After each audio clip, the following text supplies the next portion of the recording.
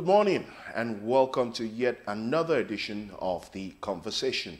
Of course, The Conversation comes to you every week, Monday through to Friday, via the signals of TOS TV Network, your digital first Pan-African network. I am Nkamian John, and this morning I have the pleasure of having a beautiful lady who will be my co-host on this edition of the show, my regular co-host and partner, Stephanie Odia, a little bit under the weather. So Stephanie, if you're watching this, from me to you, do get well soon. But this morning I've got Adeswa in the house, aka Kim. Thank you so much for having me. I hope I do it justice. I mean, Stephanie is always great on the show, so I hope I can, fit in. But wait a minute, did we have a chat last night as regards the colors and attire? No, I'm surprised. It's like virtually the same thing. Navy blue and one color. I mean, you're spying on me, right? No, you got bugs all around my apartment. I work, by the spirit, so we're just in sync. Yeah, that's it. Yeah. Wow. So how was your weekend?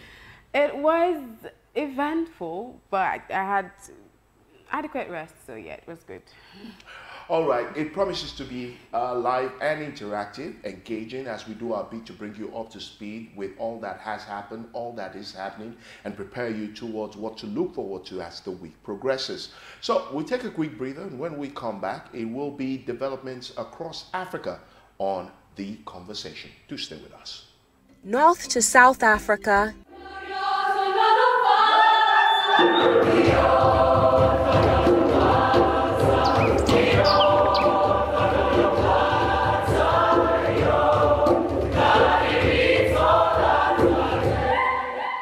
East to West Africa,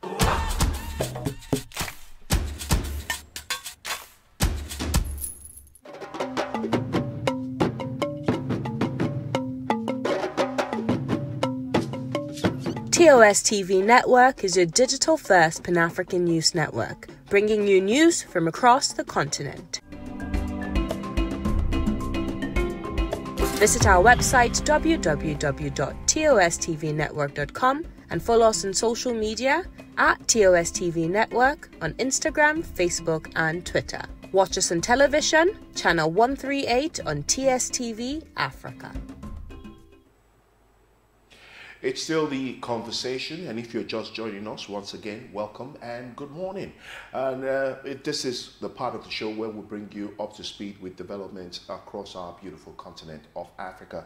And of course, we're starting with fallout from the Uganda polls. Of course, if you remember, the Ugandans went to the polls in the build-up to last weekend.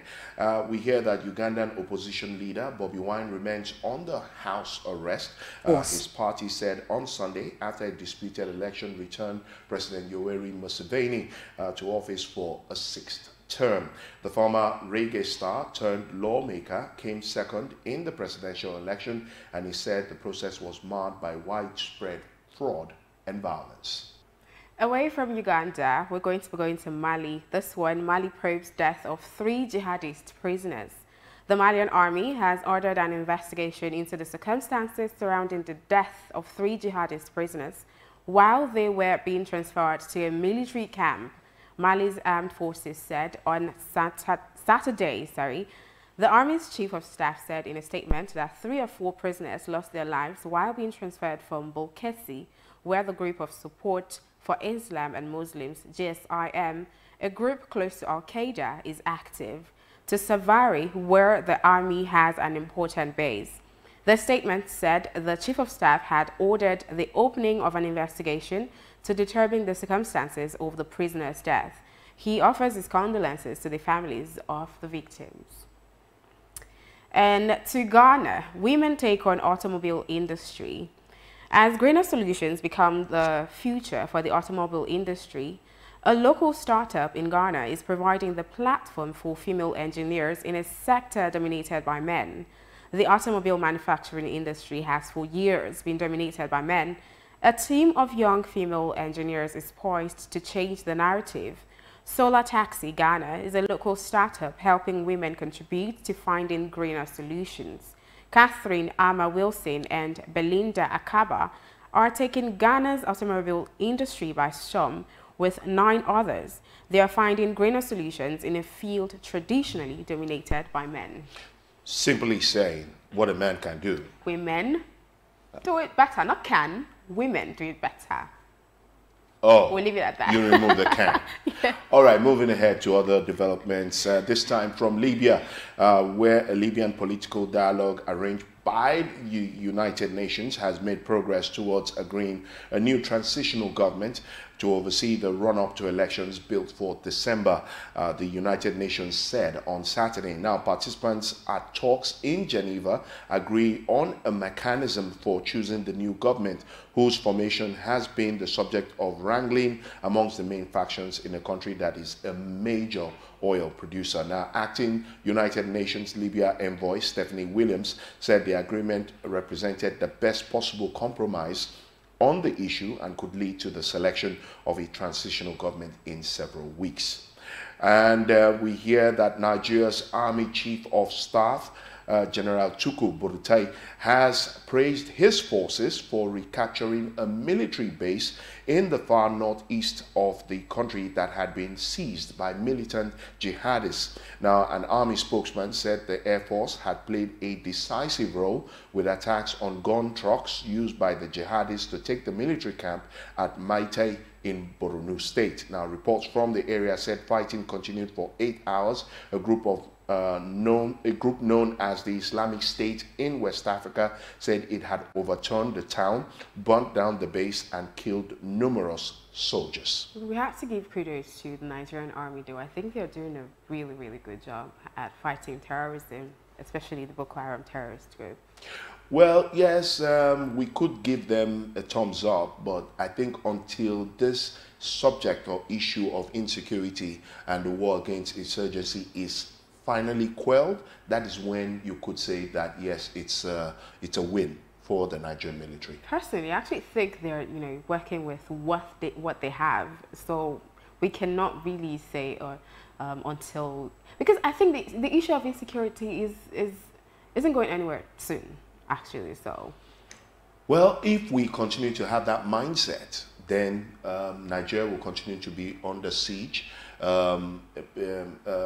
Africa and the world will continue to question the sovereignty of that entity called Nigeria. Yeah. So the earlier we quell it, the earlier we begin to focus on more pressing issues as it relates to Nigeria and Nigerians. Okay, I agree though. Now we're going to Kenya. Quite sad actually. Kenya passport no longer ranked top 10 most powerful in Africa. The Kenya passport has dropped 3 places to be ranked 11th most powerful in Africa from the previous year, when it ranked 8th according to a new research. The latest Henley Passport Index report indicates that Kenya has also dropped in the global ranking from position 72 to 73 due to the effects of the COVID-19 pandemic.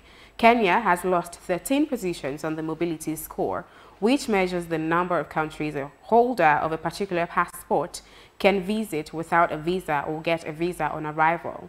The pandemic has seen the number of countries a holder of a Kenyan passport can visit visa-free or get a visa on arrival reduced to 61 in the period under review from 74 last year. According to the report produced in partnership with the International Air Transport Association, Kenyan citizens can travel to 61 countries without visa out of a possible 218.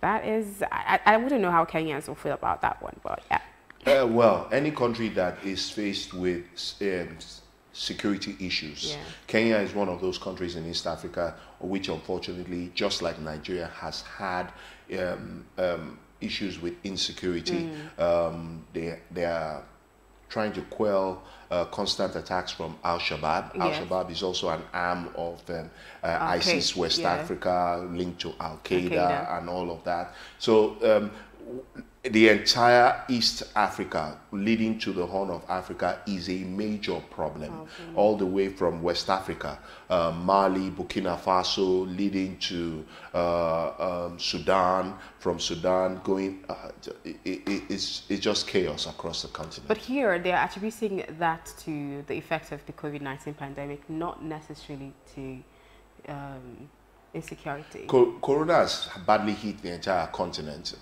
but I think it is more of insecurity. Okay, moving on. South Africa struggles against relentless COVID-19 surge. South Africa's health services are buckling under the strain of soaring COVID-19 infections, driven partly by a new variant of coronavirus spreading across the country.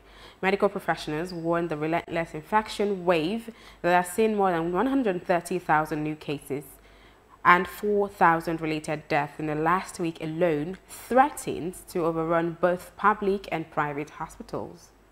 And still more updates on the coronavirus, where 82-year-old president of Guinea, Alpha Condé, has received his first dose of the vaccine against the coronavirus, part of a scheme mainly involving government members, a source close to the office revealed on Saturday. Now, Defense Minister Mohamed Diane, a scientist by training, was the first in the country to get a jab of Russia's Sputnik V vaccine on December 30th. The source said Kunde received the vaccine on Friday. Several other government members who have not so far contracted the virus have also been inoculated over the past 2 weeks, a spokesman for the National Health Security Agency revealed to the AFP. Now, Guinea has received 60 doses of the Russian vaccine. Authorities intend to inoculate a small number of elderly volunteers first before deciding whether to extend the program.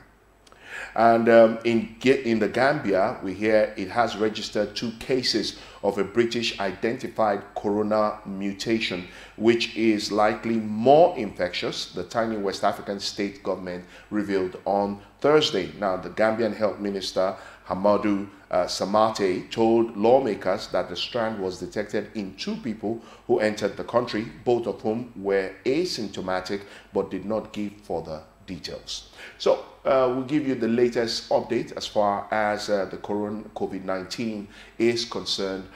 So sit back and we'll be right back on the conversation.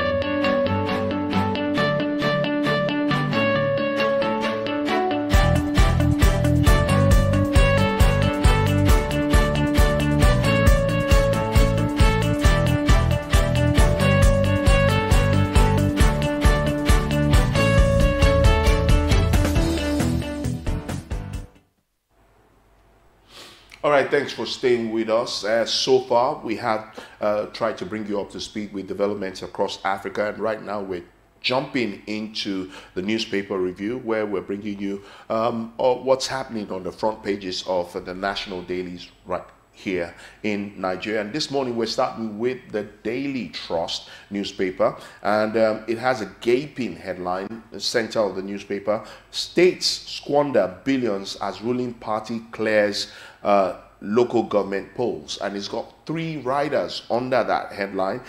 Kano spends 2.3 billion naira, Rivers 2 billion naira, Kaduna 1 billion naira, Plateau 1 billion naira, Jigawa, Gombe, Ondo orders mom on expenditure.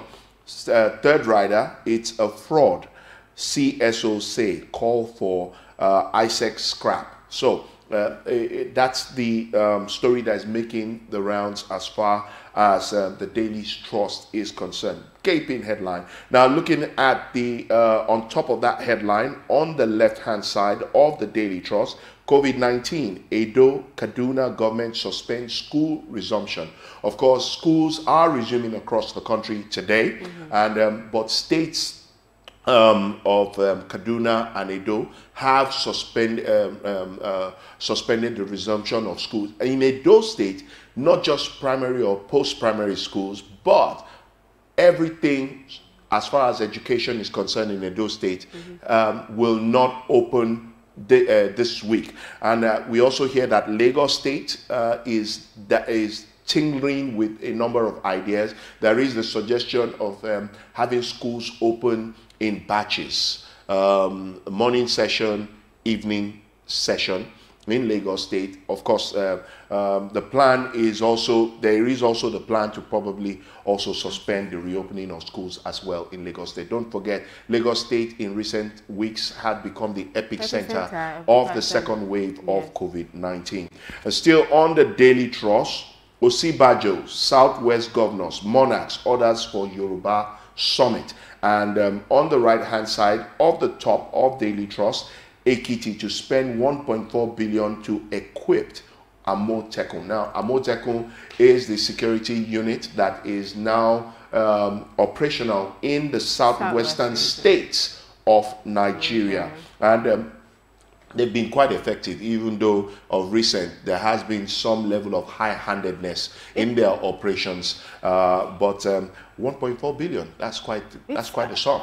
I have always been, of the opinion that we actually, I don't think we need Amotekun, or the Southwest actually need this, because with people get drunk with power, and I think that's what we have been seeing, especially when they know that they have the right to do so much and would not really be questioned. I think that's what we're seeing now with cases of them killing people wantonly and stuff like that. And then we now want to spend 1.4 billion naira to equip them.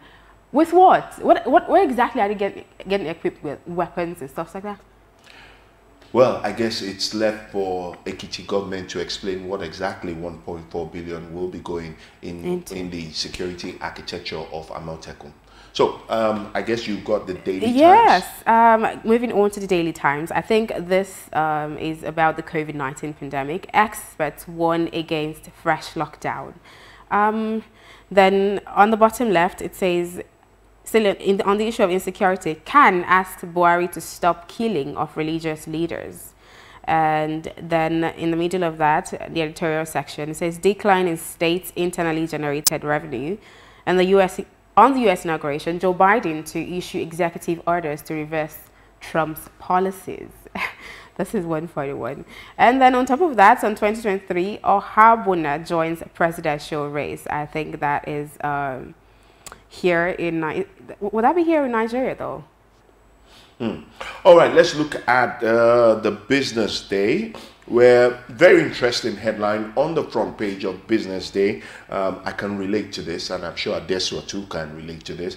How rising food prices stretch cash-strapped Nigerians' wallets. I think every Nigerian can relate to this one. Every Nigerian can relate to this. All right, still looking at another story just on the right-hand side of the headline I just read out. It says, more Nigerians lose job, fall back on pension savings for survival. Now, for me, this is critical because we were just told about a week ago or two that the federal government has borrowed out of about 8.6 billion naira of pensions. It has borrowed about almost 7 billion of that money. So Nigerians that have lost their jobs and falling back on their pensions, I don't know, how will they be able to, will there be money to, to help these Nigerians be able to survive the hard times?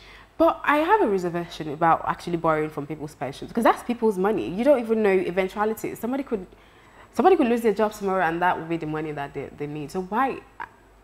I don't want to talk so much about that, but I have a huge reservation of the presidency actually borrowing from the pension. I think there could have been other sources, or other places to borrow money from other than that. All right, and still on the business day, COVID-19 second wave in Nigeria. What does the data say? Good question, good question. And of course, one of the biggest stories making the rounds in business all through the weekend, Heirs Holdings, $1.1 billion OML deal, a vote of confidence in Nigeria's economy. That's what the business day is looking like. And this one, you have the next one. The leadership. Here, the gaping headline says, only good governance will heal civil war wounds, ACF. Under that, it says, we must use our history to build a new Nigeria. That's NEF saying that. Let's address remote causes of the war. Ohanaeze Afenifere insists on restructuring. All right, let me quickly take you to the national economy, where at the very top of the front page, the story I gave you from Business Day, Heirs Holding, $1.1 billion OML 17 deal demonstrates confidence in Nigeria's economy. That's at the top of the national, the top of the front page of the national economy. Now let's look at the main headline. It says NLNG paid 144 billion dividend to federal government in 2020. Now I know the question Nigerians will ask, where did that money go? Okay, and still on the national economy, human capital manager at African Prudent PLC, leader to watch, right there on the front of the national economy. At the bottom left side of the newspaper, national economy, you have real estate developers housing scheme targets 1.9 million jobs for Nigerians. And on the right hand side, this is one story that interests me particularly. After NCX now positioned to facilitate efficient export of commodities, says the MD of NCX. Of course, you want to get the details of that story, you should grab yourself a copy of the national economy. Away from that, the blueprint. On the front page of the Blueprint newspaper, bandits run riots in Niger, Kaduna, Zamfara. Under that, kill Catholic priest, abduct 37 in Niger. Ekiti to acquire drones, vote 1.4 billion naira for Amotekun. Hit Mutawale's village, slay ward head, 80-year-old woman, 13 others. And under that, it says, hours after killings cause of terrorist, NAF destroys 6 gun trucks. This is very sad, actually. And on top of that, COVID-19 worries as schools resume today. I think a lot of persons are actually worried about schools resuming today. On the right side of that, it says, Fitch predicts rise in Nigeria's external reserves in 2021. Standard Chartered targets retail lending lower interest rate. And on the bottom, demographic racial factors will guide COVID-19 vaccines choice, says NAFDAC. 88 countries put in request, says Dr. Okonjo-Iweala. All right, and quickly we move to Business AM, where at the top right-hand side of the front page, you have Minister estimates solution to cost. That's sustainable energy now. Minister estimates solution to cost Nigeria $4 billion in annual spending. $4 billion, and it has a rider, UN body ready to support Nigeria stabilize its power supply. Now let's look at the major headline on the front of Business AM. Analysts warn of economic unhinged as inflation bites. Now there are 3 riders under that headline. Post 3 years high at 15.75%. That's roughly 16%. That's inflation rate, current inflation rate in Nigeria as we speak. Bears fang on economy.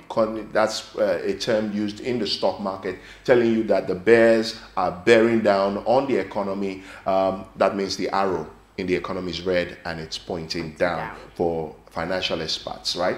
Now, headlines index majorly driven by rise in food and core inflation. We just told you inflation is about almost 16% at 15.75%. Now, looking at other developments on the front page of AM Business, Moody's a negative SSA outlook. In summary, finance and investment, Nigerian Stock Exchange pulls stellar performance. Energy, power and renewable, NMPC to revamp infrastructure. Under technology and innovation, Airtel awaits court appeal. And finally, commodities and agriculture, the wheat importation albatross. So if you want to get the details as far as a Business AM is concerned, then you should grab yourself a copy of Business AM and of course go through the newspapers. So that's the much we can take as far as the newspaper headlines is concerned. We'll take a quick breather with our big story for today, and when we come back we will begin to dissect our big story. Do stay with us.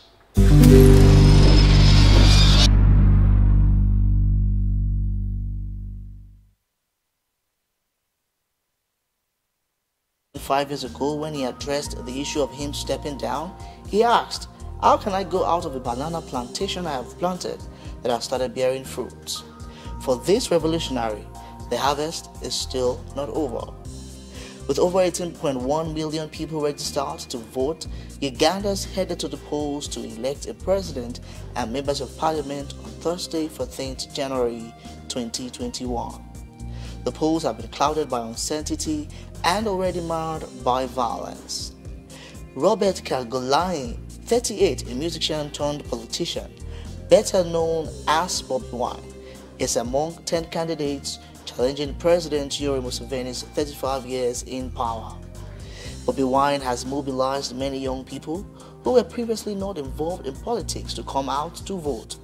He and his supporters have suffered the brunt of Uganda's notorious security forces that have been accused by human rights groups of using excessive force to break up opposition rallies and demonstrations during the campaign period.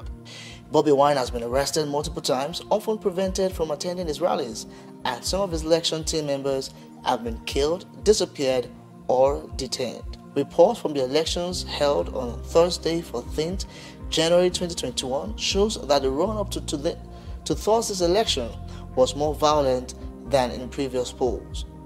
Security forces cracked down on opposition candidates and their supporters during the campaign, and more than 50 people died in protest in November on one of the multiple occasions when Bobi Wine was arrested.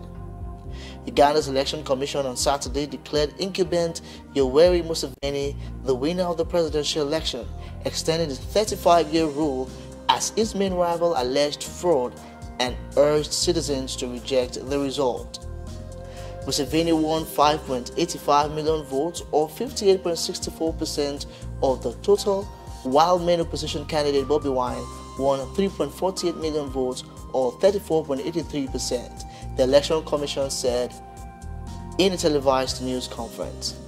Bobi Wine has accused Museveni of fabricating the results. All right, thanks for staying with us. That's our big story as we continue to beam our searchlight on Uganda, especially after the elections that took place over the weekend. Plenty of fallout, and we've got our guest reaching us via phone in the person of Dr. Anthony Akpotive, and he's reaching us all the way from Port Harcourt, South Nigeria. He's a medical entrepreneur, political and social analyst. Good morning, doctor. Good morning, Andy Akpotive. That's my name. Okay. Andy Akpotive. No, thank So you. just Thank you. So just address me as Andy Akpotive. Thank you for correcting us there. Dr. Andy, what are your reactions to the claims of Bobi Wine, who came in second, polling over 36% of the votes during the elections, the presidential elections that took place in Uganda over the weekend. According to him, he claims that the elections was fraudulent. What's your assessment of the elections so far? Okay, so for me, I think it's a complex mix of a lot of things. It's a mix of the people deciding what they thought is the best for them. It's a mix of a young man coming out to dare the system. It's a mix of the African tyrants trying to foster, their continuous reign on the people. And so if you ask me, like you have just done, and that what my impression is, I would say that I am glad that there was somebody who was brave enough to dare the lion. There was somebody who was brave enough to put democracy to work, even though we know the reality is that these people have got so much grip on power, such that it would take just more than democracy to get people's choices into the reign of affairs. It would take just more than that, because, you see, they have been there for a long time. If you, Yoruba people would say that when the leaf stays very close with the soap or to the soap, the leaf becomes the soap. True. Yeah, so as it stands today, you cannot completely detach the systems, the institutions in Uganda from Yoweri himself. You cannot, because they are one and the same.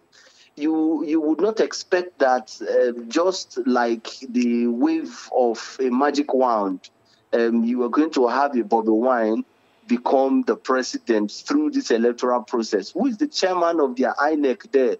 Who is the leader of the police force? And I have said this severally, that elections and democracy is beyond just voting. Yeah. There are certain and specific institutions that are contributory to having a free, fair, credible elections. The body language of these institutions will determine whether it's free, fair, and credible. True. It didn't matter how popular you are. It didn't matter how highly opinionated, how educated, how cerebral you are. If the institutions that are supposed to make elections free, fair, and credible are not ready to make it free, fair, and credible, there's very little you can do. So this was the case in Uganda, and I'm not any way surprised. I had said to a few people who had asked me that Bobby Wine was not going to win, except if angels were dispatched from heaven. The last time we saw angels dispatched from heaven to come and deliver manners was very long ago. And the people were even asked to act. They were asked to come out and pick the bread, pick the manna themselves. The people of Uganda must come out and act, must come out and take their destinies in their hands, as it were. Otherwise, you are going to continuously have this man, their president, be their president for as long as it's possible. I'm talking about credible and free and fair elections. Can you hear me, Dr. Andy? I can hear you. Okay, so talking about free and fair, credible elections in Uganda. Prior to the elections, the Ugandan authorities had their internet shut down, and then during the elections, international observers were not allowed, access to monitoring the elections. So absolutely. Yes, and Bobby Wine had come out to say that once the internet is back up, he's going to share how fraudulent the elections were, or the election was in Uganda. What is your take on that, especially the implication of shutting down the internet as well as restricting international observers from the elections? So this is what we have been talking about. So it is not just to have people come out and vote. But the environment must be right. The environment must be such that it allows for people's opinion to be heard unhindered, unimpeded. without adulteration. What you see today is that the state is using brute force to put down their perceived enemies. And guess what? They can hide under several appellations. They can say things like, oh, this is against the national security. Oh, this is against this is against this. And nothing will happen, particularly now that America is no longer seen as the moral justice of the world, given what just happened. So the African presidents would dare them, would dare the world, and say, if it happened in your capital city, if it happened here, if it happened here, then you do not have the right to come and preach righteousness to us. You have to take the log out of your eyes before you can attempt to take the specks out of our eyes. Even though indeed it is log that is in the eyes of most African leaders and not speck. But today, because of what has happened in America, this has tilted the conversation a bit. And the African presidents have all of a sudden gotten some more gusto, some more fervor, some more, whatever, which to be used, which they are able to use to brag and do all what they do. I want to emphasize that unless the institutions are right, unless the people you have as the head of the military, the head of the police, the head of the intelligence agency and all that, unless they are ready to serve their country, and not to serve individual. And there's a thin line between it. They will tell you serving the president is serving their country because the president is sine qua non with the country. But that's not the reality. Unless they are ready to serve their country, like what you see in America. You saw that as soon as Donald Trump lost the election, all of the institutions of states realigned toward that one that had won. But if this was in Africa, do you think they would have done that? Because for them, service means they are loyal only to the president and not loyal to the cause of the country. Unless we have these things change, we will just be, playing the ostrich. All right, Doctor. Things can change when things cannot change. Yeah, Doctor. I want to ask, young people were very active, were highly involved, especially in supporting Bobby Wine and during the campaign in the build-up to the elections. My question is there hope for young people across Africa, seeing how Museveni has clinched to power in Uganda, 36 years, and now he's gotten a sixth term? There is hope. There's hope. I believe that very strongly. Even the current president, the person who has been acclaimed to have won the election, understands that his days are numbered. Who would have dared a Yoweri? This small boy? Who would have dared? Do you know this man was a freedom fighter like you had in Zimbabwe, in the person of Robert Mugabe? Who would have dared? A musician, an ordinary musician, quote and unquote, dead. And people came out in their numbers without being bribed, without being coerced. They came out to support a young man against a Yoweri Museveni. Who would have dared? So indeed, there is hope. There's hope because we see that even though we cannot get it right now, we will continue to pressure the system. And those who are the tyrants, who currently hold the levers of powers, understands that a time is coming when they will go to the rivers and they will not be able to fetch water. A time is coming when, Bonaparte would not be able to get out of the Waterloo. A time is coming when Abacha would not be able to succeed himself. A time is coming when the people will say this is what they want, and indeed it will be coronated by heaven. They understand this, and they are even feared. There is trepidation even in his voice if you listen to him. So indeed, I believe there is hope, not just for Uganda, not just for the other African country, but there's hope for Nigeria, that one day, really very soon, we are going to get to that Uhuru destination we are going to heave a sigh of relief from these very terrible leaders that we have had, running the corridors of powers. These terrible leaders who do not understand what it means to govern, who do not understand what it means to lead. These terrible leaders whose thinking alone is only how to plunder our national treasury. Today they are speaking about how they want to sell our assets. Tomorrow they speak about how they want to borrow money from, bank that people's monies that did not collect an unclaimed dividend. They are never, seizing initiative to take us out of the woods. Thank they you, are Doctor. never seizing because there is no capacity for that. Well, Doctor, whatever you do not have, you cannot give.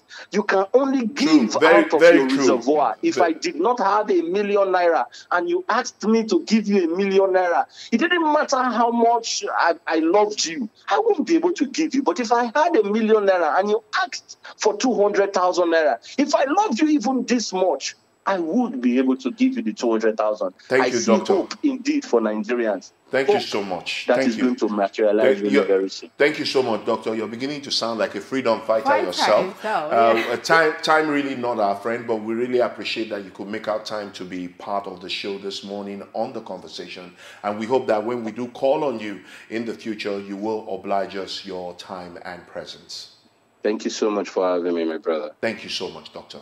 Yeah. That was Dr. Andy Akpotive, who speaking with us all the way from South Nigeria, Port Harcourt to be precise. He is a medical entrepreneur, political and social analyst, and if I must add, possible freedom fighter. I like how passionate and positive it sounds about, the continent, Africa, and especially Nigeria. Yeah, that gives me a little bit of hope, All right, there is hope, and that's why we will be back after this break.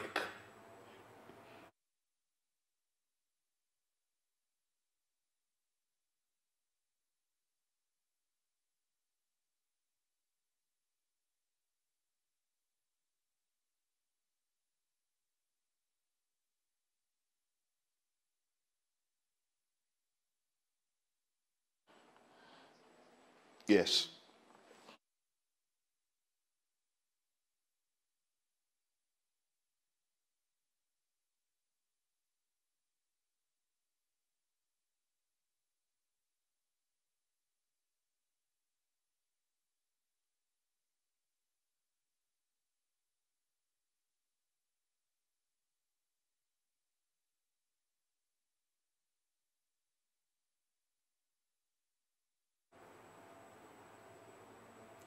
Welcome back. If you're just joining, it's still The Conversation here on TOS TV Network. The issue of schools reopening in Nigeria amidst the COVID-19 pandemic has been on the front burner. I mean, everyone is talking about it, even on the front pages of newspapers. People are of the opinion that we shouldn't, or schools shouldn't be opening now, especially amidst the second wave of the pandemic. But the federal government of Nigeria said that January 18th, being today, stands. Schools are going to reopen today. And in South Africa, the government is also delaying resumption due to the COVID-19 surge. The conversation has been trending on Twitter, and here are some noteworthy tweets, though some of them are actually really funny. So we're going to take some of those tweets. The first one is from @Jelington14. He says, I want to ask, is reopening of schools tomorrow really a good idea? And then Geraldine Herbert 1 says, reopening schools is vital for kids' welfare. Apart from the obvious benefits to parents and working parents, both vaccinating teachers is not the solution. Reducing daily COVID-19 numbers is the way forward. Schools are only as safe as the community. #schools reopening. This one is from King Magari 3. He says the sad part is that the people who are taking these decisions, their children are attending private schools, so they are not affected by this at all. And then the last one is from Loazim Somi. Parents are tired of their kids eating every 2 minutes. #schools reopening. What do you think about schools actually reopening amidst a second wave of the pandemic? I think the subject should not be about the reopening of schools. The subject should be what have both government and privately owned schools at different levels, be it primary, secondary, tertiary. What structures, what systems have they put in place to safeguard the lives of the children or the students or pupils, as the case may be? In China, we have seen where they have incorporated technology. I give you a simple example. I watched a video where children come to school, their parents stand at a safe distance, the kid comes off, takes off the face mask, throws it into the dustbin, he's given a fresh face mask, and he walks through a sanitizing chamber that sanitizes the child from head to toe. And after coming, in fact, before going into the sanitizing chamber, he washes his hands, he gets hand sanitizer and still walks through the sanitizing chamber. So that gives you an idea of how technology is being introduced in helping to stem the tide as far as COVID-19 is concerned. I am yet to see maybe private schools. And of course, it will cost parents an arm and a leg because school fees will go up for those schools to be able to acquire some of those gadgets to be able to put in place. But what about public schools? What about government schools? What are state governments, local governments, federal governments putting in place for government schools, what do they call this? They are boarding house schools and all of that. You understand? These are the questions that we need to ask. The resumption of school is not necessarily the issue. I can't tell you, I'm a parent, that between March last year, when we experienced the first wave, and by November 2020, going into December 2020, when the second wave started, a lot of parents have stopped the kids from going to school, and they have introduced homeschooling. You understand? And there is a likelihood that more children will be exposed to homeschooling rather. And so the question again is, okay, beyond what systems, facilities, structures have been put in place, what is the government doing to also help school owners? Because right now they're going to go bankrupt. Yes. Because if you had 300 pupils enrolled in your school, by the time school resumes, you probably be having half of, the number, of that number. And the tendency is that that number will still decline before the year runs out. Well, I hope, because as you said earlier, that they're speaking about schools resuming in batches. I don't know how that can be a solution, but I hope that is a workable solution, as long as well as applying technology and safety precautions across all schools. Well, that's the much we can take on this edition of The Conversation. I want to say thank you to Adeswa for keeping me company, ensuring. So I'm blessed amongst women, right? Don't be jealous. I'm just a lucky man, okay? And of course, big thank you to Dr. Andy Akpotive, who spoke with us all the way from Port Harcourt, South Nigeria, as we x-rayed the elections in Uganda. And most importantly, thank you to everyone out there who has been part of this edition of The Conversation. Don't forget, we are live and interactive on all our social media handles, and we invite you to be part of our online community by simply following and liking TOS TV Network on Facebook, Instagram, and Twitter. And of course, you can keep yourself up to speed with latest developments by visiting our website, www.tostv.network.com. And of course, don't forget to like and subscribe to our YouTube page. I am Nkamian John. And I'm Adeswa Osui. Till tomorrow, enjoy the rest of your day.